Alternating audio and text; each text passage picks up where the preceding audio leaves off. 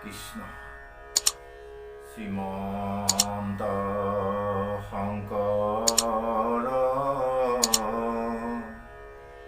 হৰি ভকতৰ জানা যে নকল্পতৰু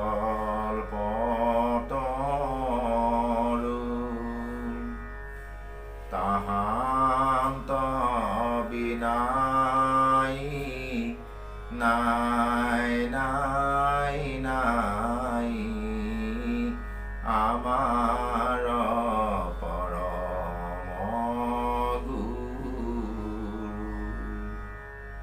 তাহান্ত বিনাই নাই নাই নাই আমাৰ পৰম গুৰু।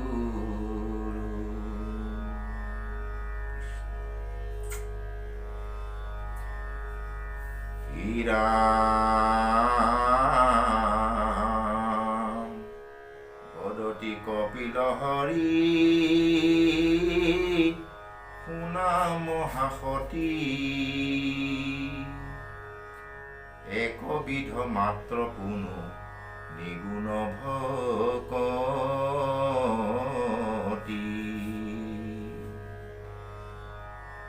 জ্ঞান কৰ্মে তীৰ্থৱতে নকৰিয়া মন সুদৃঢ় বিশ্বাসে লৈও মুহূৰ্ত শৰণ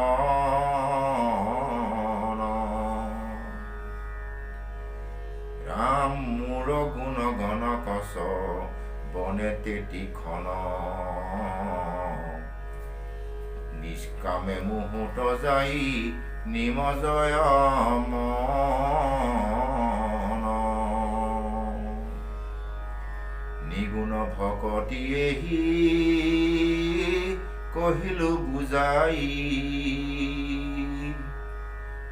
মই সমে ইটো ভক্তি এৰাইৰি নাই।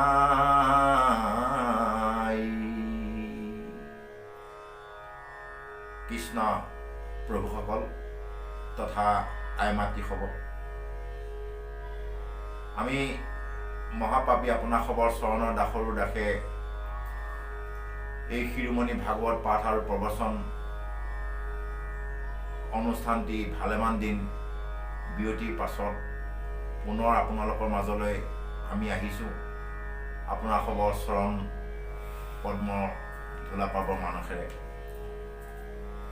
সেয়েহে আপোনাক সবে যেন কৃপা কৰি আপোনাৰ খবৰ চৰণ সেৱা কৰিবৰ কাৰণে সুবিধাকণ দি আমি মহাপাপীক যেন কৃতাৰ্থ কৰে। প্ৰভুসকল, এতিয়া আমি আৰম্ভ কৰিব ওলাইছোঁ বৈকুণ্ঠ শাস্ত্ৰ মহাভাগৱতৰ ৩য় স্কন্ধ কপিল প্ৰভুৱে দেৱহতী মাতৃক ভকতি জ্ঞানৰ বিষয়ে যি আলোচনা, আৰু সেই আলোচনাত এতিয়া আমাক পদে কৈছে, কপিল প্ৰভুৱে মাতৃ দেৱহতীক কৈছে যে সেয়াই এবিধেই মাত্ৰ সংসাৰত নিগুণ ভকতি আছে, সেইবিধে হ'ল নিগুণ ভকতি এবিধেই। বাকী বিভিন্ন প্ৰকাৰৰ ভকতি, গুণময় ভকতি বিভিন্ন প্ৰকাৰে বিভাজন হৈ ভাগ হৈ ৮১বিধ ভকতি হৈছে। আৰু ৮১বিধ ভকতি, এই ৮১বিধ ভকতিয়ে কোনো পধ্যে জীৱক গতি দিব নোৱাৰে। সেয়েহে কপিল প্ৰভুৱে মাক দেৱহতীক কৈছে যে আই, তুমি মাত্ৰ নিগুণ ভকতিকে আশ্ৰয় কৰা। নিগুণ ভকতি অবিহনে, নিগুণ ভকতি বিনে অন্য কোনো ভকতিয়ে জীৱক গতি দিব নোৱাৰে।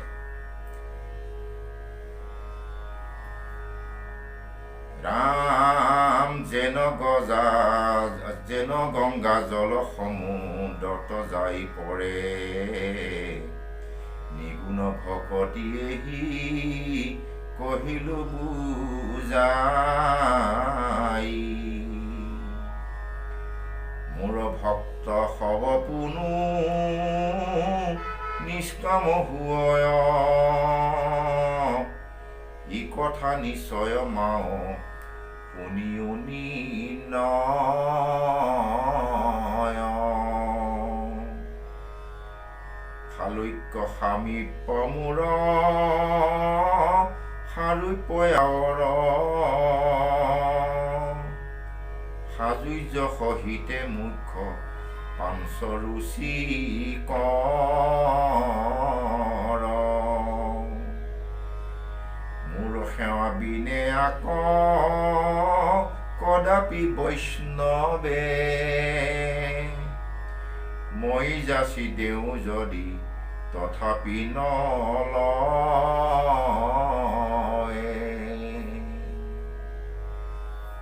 প্ৰভুসকল, এতিয়া কপিল প্ৰভুৱে মাক দেৱতীক কৈছে যে সেয়াই প্ৰকৃত যিসকল মোৰ ভকত হ'ব, যিসকল ভকত সেইসকলে বাকী অন্য কোনো প্ৰকাৰৰ কামনাযুক্ত ভকতি নকৰে। কামনাযুক্ত ভকতি নকৰে আৰু যদি প্ৰভু ভগৱন্তই সেই ভকতসকলক অন্য কিবা কিবি সম্পত্তি ধন সোণ ঐশ্বৰ্য বিবুধি যাচিও দিয়ে, ভকতে সেইসমূহ বাঞ্ছা নকৰে বা লালস নকৰে বা ল'ব নিবিচাৰে।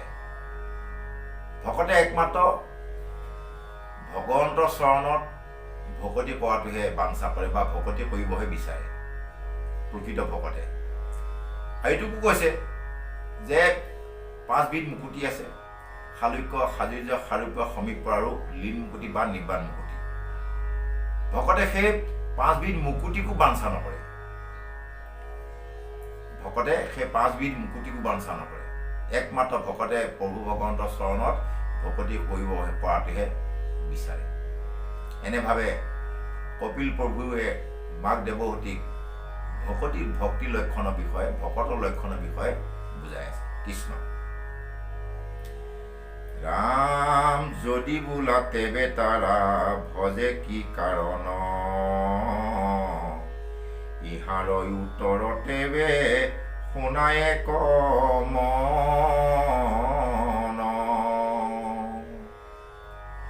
ভকতি সে তাৰ ভকতি সে মাতা তাহ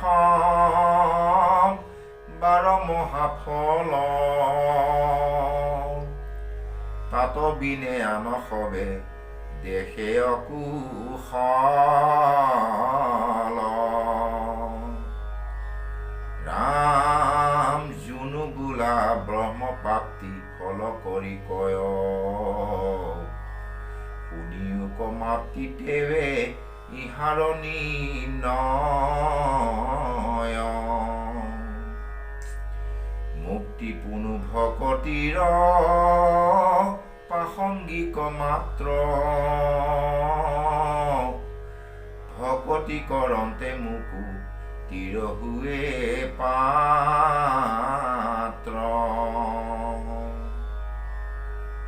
প্ৰভুসকল, এতিয়া কপিল প্ৰভুৱে মাক দেৱতীক বুজাইছে ভকতেনো কিয় মুকুতিকো বাঞ্ছা নকৰে, বাকী অন্য ফলসমূহ বেলেগেই বাদেই দিয়ক। 5 বিধ মুকুতিকো ভকতে বাঞ্ছা নকৰে বা কিয় নিবিচাৰে, সেই কথাখিনি বুজাবলৈ গৈ কপিল প্ৰভুৱে মাক দেৱতীক কৈছে যে হে মা, ভকতে জানে যেনেকৈ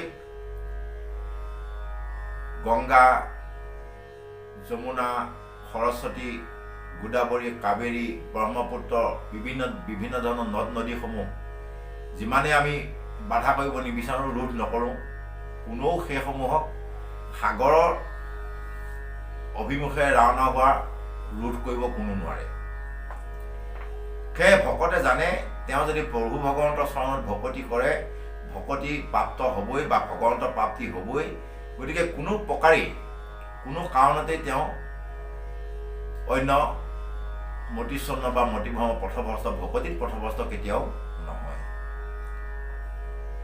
উদাহৰণ দিছে সেয়া গংগা, যমুনা, সৰস্বতী নদীসমূহ যেনেকৈ যিকোনো প্ৰকাৰে গৈ সাগৰত লীন হ'বই, সাগৰত যাব, সাগৰত পৰিবগৈ, ঠিক তেনেকৈ ভকতে জানে তেওঁলোকৰ ভকতিৰ শক্তি, ভক্তিৰ লক্ষণটো হ'ল বা ভক্তিৰ শক্তিটো হ'ল একমাত্ৰ প্ৰভু ভগৱন্তৰ লগত লীন যোৱাটো। আৰু তাৰপিছতে কৈছে যে হয়তো কোনোবাই ভাবিব পাৰে যে তেওঁ যিহেতু ভকতি কৰিছে, যিটো নেকি ব্ৰহ্মপ্ৰাপ্তি অৰ্থাৎ প্ৰভু ভগৱন্তক যে পাম বুলি তেওঁ জানিছে, সিটো এটা কামনাযুক্ত ফল বা সিটো এটা কামনাই হ'ল, সিও এটা কামনা বুলি কোনোবাই হয়তো ভাবিব পাৰে। তাৰ উত্তৰটো দিছে ইয়াত, কৈছে যে আবেহি যে ভকতিৰ আগে মাও মুখ্য কোন হয়, ভকতি কৰোঁতে ভকতিয়ে মুকৈ আতি অধীন কৰে। যেনেকৈ তাৰ উদাহৰণটো দিছে, যিকোনো প্ৰকাৰে যেনেকৈ ভকতে জানে যে ভকতি কৰিলে ভগৱন্তৰ কৃপাপ্ৰাপ্ত হ'বই, ভগৱন্তে কৃপা কৰিবই, গতিকে মুকুতি বিচাৰি বা ভগৱন্তৰ পৰানো কিবা এটা বিচাৰিবলৈ প্ৰয়োজন দিয়ে। ভকতে এনেই জানে যে তেওঁ মুক্তি পাবই। যেনেকৈ মানুহজন গ'লে ছাঁটো যে লগত যায়, যিকোনো প্ৰকাৰে যেনেকৈ নহওক ছাঁটোৱে লগ নেৰে, ঠিক তেনেকৈ ভকতি প্ৰাসংগিক বস্তু হ'ল লগ লাগি থকা বা ভকতি মূল অৰ্থটোৱে হ'ল মুকুতি। সেইটো বিচাৰিলেও পাব, তেওঁ নিবিচাৰিলেও পাব বা নালাগে বুলি ক'লেও পাব। সেয়ে ভকতে সেইটো জানে, জানি শুনি তেওঁ কোনো মুকুতিকো বাঞ্ছা নকৰে, অৰ্থাৎ বাঞ্ছা নকৰিলেও তেওঁ যে পাব সেই বিষয়টো ভকতে সম্পূৰ্ণভাৱে জানে। এই ৰাম ভকত প্ৰতিমা মূৰ দুয়ো অধিষ্ঠান, দুইকো পূজা দৰ্শনে কৰিবে আতি মান, সমস্তে ভূততে মোক দেখিবে কমনে, বিৰকত হুয়া সংগ এৰিব যতনে,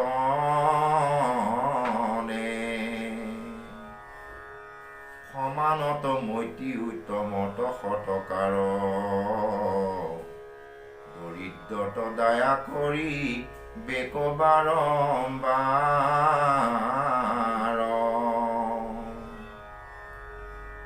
গীতা ভাগৱত শাস্ত্ৰ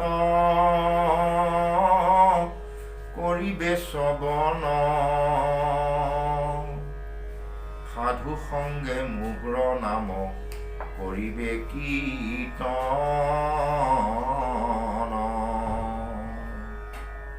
প্ৰভুসকল,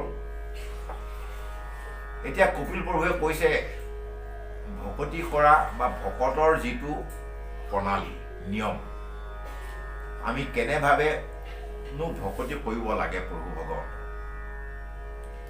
এতিয়া ইয়াত কৈছে যে ভকত প্ৰতিমা দুই স্থানতে, দুই হৃদয়তে মই বাস কৰোঁ, মই থাকোঁ, গতিকে তাত কোনো ভেদভাৱ কৰিব নালাগে। অৱশ্যে এই বিষয়টোত আমাৰ যথেষ্ট ভকতৰ বিভিন্ন ধৰণৰ প্ৰশ্ন আহে বা বিভিন্ন ধৰণে বিভিন্ন প্ৰকাৰে বুজিব বিচাৰে, বুজি লয়। ইয়াত এতিয়া আমি বুজিব লাগিব এই বিষয়টো যে প্ৰতিমা বুলি ক'ব যাওঁতে দুই প্ৰকাৰ হয়, মৃন্ময় আৰু চিন্ময়। অৰ্থাৎ মাটিৰ সৈতে যিসমূহ প্ৰতিমা সাজা হয়, মাটিৰ সৈতে যিসমূহ প্ৰতিমা নিৰ্মাণ কৰা হয়, সেইসমূহক মৃন্ময় বুলি কোৱা হয়। আৰু পেঞ্চিল ৰং বিভিন্ন প্ৰকাৰে যদি আঁকি পেলাই আঁচটানি আঁকি যিসমূহ প্ৰতিমা সাজা হয় বা ফটো আঁকা হয়, সেইসমূহক চিন্ময় বুলি কোৱা হয়। এতিয়া ইয়াত কৈছে যে দুই থানতেই প্ৰভু ভগৱন্ত নিবাস কৰে। এতিয়া সেই প্ৰতিমা বুলি ক'ব যাওঁতে কিন্তু এই শাস্ত্ৰই আমাক সেই চিন্ময় বা মৃন্ময় প্ৰতিমাসমূহৰ কথা কোৱা নাই। আমি যদি মৃন্ময় বা চিন্ময় প্ৰতিমাৰ কথা লৈ যাওঁগৈ, সেইটো ভাবোঁ, তেতিয়াহ'লে আমি অকণমান ভুল কৰা হ'ব। এতিয়া প্ৰতিমা বুলি কাক কৈছে তেতিয়া জানিব বিচাৰিব ভকতে নিশ্চয়। প্ৰতিমা বুলি সেইজনকে প্ৰতিমা বুলি কৈছে। যেনেকৈ এতিয়া আমি দুখন ভৰি, দুখন হাত, দুটা চকু, দুখন কাণেৰে সৈতে আমি প্ৰত্যেকেই মানুহ। আমি প্ৰত্যেকেই মানুহ। ভাৰতবৰ্ষত প্ৰায় 135 কোটিৰো অধিক বসতি স্থান হয় বা মানুহ আছে জনসংখ্যা। এই সকলোৱে আমি মানুহ। কিন্তু তাৰে মাজতে যিসকলে নেকি ভগৱন্তক ভকতি কৰিছে সেইসকলক ভকত বুলি কোৱা হৈছে। অৰ্থাৎ যিসকলে ভগৱন্তক ভকতি কৰে সেইসকলক ভকত বুলি কোৱা হৈছে। আৰু যিসকলে ভকতি নকৰে, যিয়ে নেকি ভগৱন্তক নভজে, যিয়ে নেকি ভকতি নাই, যাৰ নেকি ভকতি নাই, সেইজনক কি বুলি ক'ব? ভকত বুলিতো ক'ব নোৱাৰে, বা অভকত বুলি ক'লে শব্দটো বৰ বেয়া ধৰণৰ হয়। গতিকে সেইজনক কৈছে যে প্ৰতিমা। অৰ্থাৎ যাৰ নেকি ভকতি নাই, যিজনে ভকতি কৰা নাই, ভগৱন্তক নভজে, সেইজনকহে প্ৰতিমা বুলি কৈছে। আকৌ কৈছে যে দুয়ো মোৰ অধিষ্ঠান, অৰ্থাৎ দুইজনে দুইবিধৰে অন্তৰত মই বাস কৰোঁ। হয় কথাটো কাৰণ ভগৱন্ত প্ৰভুৱে কৈছে সবাৰো হিয়াতে আছো মই হলেও সবাকো মানিবা বিষ্ণু বুদ্ধি কৰি। গতিকে ভগৱন্ত প্ৰভু সকলোতেই নিবাস কৰে। ভকতজনৰ লগতো থাকে, অন্তৰতো থাকে, অভকতজনৰ লগতো অন্তৰতো থাকে। সেয়ে কৈছে যে আপুনি যে ভকতজনক যে অহাৰ লগে লগে সেৱাটো ধৰিব, বা ভকতজনক যে মান্যতা দিব, ভকতজনক যে আপুনি সেৱা শুশ্ৰূষা কৰিব, অভকতজনক যে নকৰিব, সেইটো নহয়। আমি ভকতজনকো সেৱা ধৰিব লাগিব, বা নিত্য কৰ্ম বা গৃহস্থী ধৰ্মত থকাসকলে গৃহস্থী কৰ্মখিনি কৰিব যাওঁতে আলহী অতিথি আহিলে বা কোনোবা এজন ভকত আহিলে যেনেভাৱে আমি তেখেতক সেৱা শুশ্ৰূষা কৰোঁ, কোনোজনে একোৱেই নাজানে, তেওঁ ভকতো নহয় আমাৰ নজৰত। তেওঁ ভকত নহ'লেও তেওঁকো আমি এই ভকতজনক আহোঁতে যেনেভাৱে সেৱা শুশ্ৰূষা কৰিছোঁ, অভকতজনকো আমি গৃহস্থী ধৰ্ম ৰক্ষা কৰিবলৈ হ'লে বা ভকতি পন্থাত বা ভকতজনে সেইজনকো তেনেভাৱেই মান্যতা দিয়ে বা সেৱা শুশ্ৰূষা কৰে। সেইটোৱে বুজাব বিচাৰিছে। আৰু তাৰপিছতে কৈছে যে ইয়াত কৈছে যে ভকতজনে সময়ে সময়ে গীতা ভাগৱত শ্ৰৱণ কীৰ্তন কৰিব আৰু ভগৱন্তক ভকতি কৰি সমানজনৰ লগত বন্ধুত্ব কৰিব, সৰুজনক মৰম কৰিব আৰু জ্যেষ্ঠজনক মান্যতা দিব। এতিয়া অকল সেই মানুহৰ ক্ষেত্ৰতে কোৱা নাই এই বিষয়টো। আমি যদি মানুহৰ ক্ষেত্ৰতে খালী মাত্ৰ আমি মানুহকে সেইটো ক'ব দিছে বুলি আমি ভাবোঁ, তেতিয়াহ'লে আমি অকণমান ভুল কৰা হ'ব। আমাক এইটোহে কৈছে যে সমপক্ষ যিসকল যেনেকুৱা সকলো প্ৰাণীতেই, এনেই আমি সকলোৱে জানো যে মানুহ দেহ শ্ৰেষ্ঠ ভিতৰত সকলোতকৈ শ্ৰেষ্ঠ দেহটোৱে হ'ল মানৱ দেহটো। আৰু মানৱে যদি অন্য পশু, অন্য জানোৱাৰ ইতৰ জীৱ জন্তুক যদি হিংসা কৰে, তেতিয়াহ'লে তেওঁলোকক ভালেমানখিনি অনিষ্ট কৰিব পাৰিব। গতিকে আমি মানুহ হিচাপে সেইসকলক, যিসকল নেকি আমাতকৈ শক্তিশালী জীৱ জন্তু, মানুহকে আদি কৰি সকলো, সেইসকলক আমি নিজতকৈ শক্তিশালী যেতিয়া তেওঁক মোতকৈ জ্যেষ্ঠ হিচাপে আমি গণ্য কৰিব লাগিব, মান্যতা দিব লাগিব। আৰু যিসকল নেকি আমাতকৈ শক্তিমন্ত বা চিন্তা চৰ্চা কৰা কম, সেইসকলক আমি কনিষ্ঠ হিচাপে মৰম চেনেহ কৰিব লাগিব। বা আমি মোতকৈ যে কমজুৰি হ'লে বুলি তেওঁক যে মাৰি পেলাম, সেইটো নহয়। আৰু যিসকল সমপক্ষ সেইসকলক বন্ধু হিচাপে বা সমান মিত্ৰতা হিচাপে আমি তেওঁলোককো মান্যতা দিব লাগিব। তেনেভাৱে আমাক পদভাগীয়ে ক'ব বিচাৰিছে। আৰু কৈছে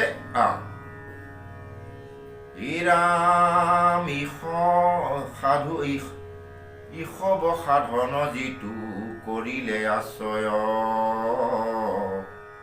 অনায়াসে মুততাৰ চিতনি মজয়,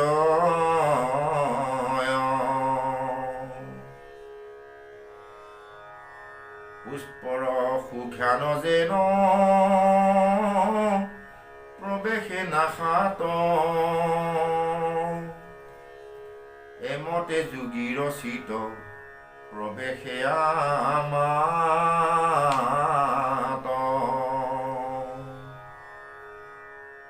নাম সমস্তে ভূততে মই আছো সৰ্বখনে মুহুকয় বৈজ্ঞায়াতি কৰে যিটো জনে বেদমন্তে প্ৰতিমাত কৰয় অৰ্চন নাহি তাৰ ফল কিছু সবে বিদম্বন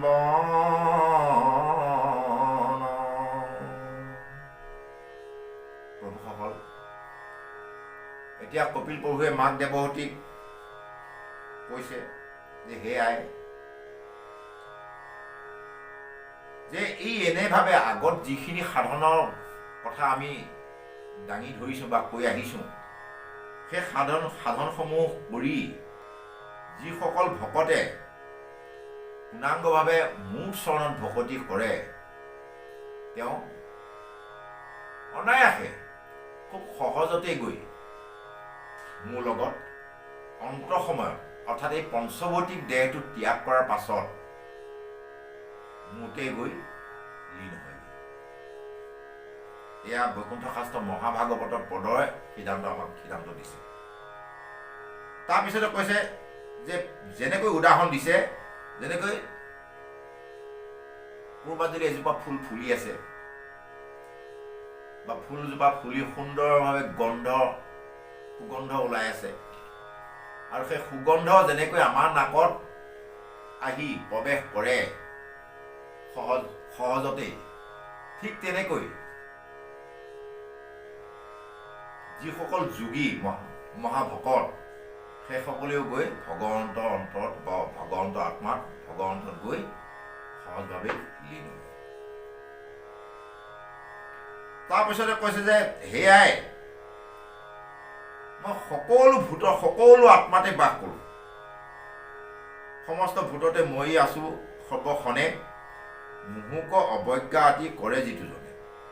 আছে আমাৰ মাজতে কিছুসকল যেনেকৈ গৃহস্থীখনত থাকোঁতে গৃহস্থীখনৰ কাৰোবাৰ আলহী দুলহী আহিলে ঘৰৰ গৃহস্থীখনত আলহীসকলৰ বা নিজৰো কামনা বাসনা পূৰণ কৰিবৰ কাৰণে জীৱাৰ তৃপ্তি হেতুকে ঘৰত বিভিন্ন ধৰণৰ হাঁহ পাৰ ছাগলী কুকুৰা আদি বধ কৰি মাংস ভোজন কৰে। ইয়াত কৈছে যে সকলোতে যিহেতু মই আছো, তিন তৰু লতা গছ বন অৰ্থাৎ হস্তি পৰা বালিচাহীলৈকে ভগৱন্ত প্ৰভু সকলো আত্মাত বাস কৰিছে। তৎসত্বেতো আমি কোনটো সতেৰে সৈতে কোনটো মৰমেৰে সৈতে হাঁহটো মচুৰি পেলাই মানে আমি ভোজন কৰোঁ, ভগৱন্তকে কোৱা হ'লে নাই সেইটোকে বুজাব বিচাৰিছে। গতিকে তাত কৈছে যে আৰু কৈছে কিছুমান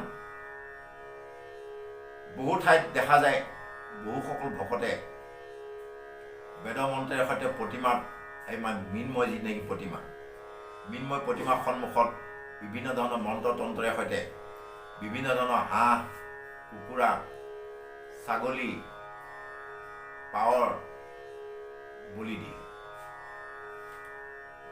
ইয়াত কৈছে যে বেদমন্ত্ৰে প্ৰতিমাত কৰয় অৰ্চন নাহি তাৰ ফল কিছু সবে বিদম্ব।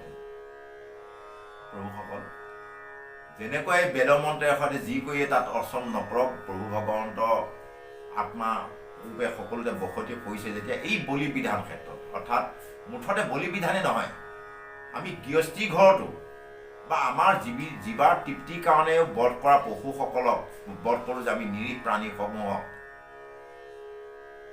সেইটোতো আমি দূষণীয় হওঁ বা দুখ বুলি কৈছে। আৰু বেদমন্ত্ৰৰ সৈতে প্ৰতিমাত অৰ্চন কৰি পূজা পাতল কৰিলেও তাত যে কোনো ফল নাপায়, এয়া বৈকুণ্ঠ শাস্ত্ৰ মহাভাগৱতৰ ৩য় স্কন্ধৰ কপিল প্ৰভুৱে মাক দেৱহতীক কৈ থকা কথাখিনি আমি পদমন্ত্ৰে প্ৰকাশ কৰিছোঁ।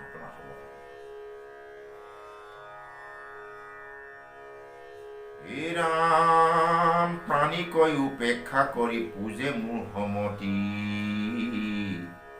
নোহে ফল কৰে যেন ভস্ময় আহুতি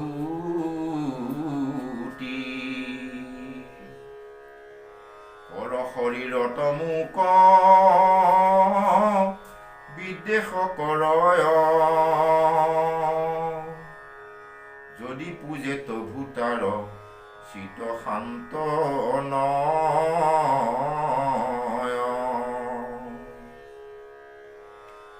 ৰাম প্ৰাণীক নিদিয়া মোক যিজনে পূজয় তাত মই তুষ্ট নুহো জানিবা নিশ্চয়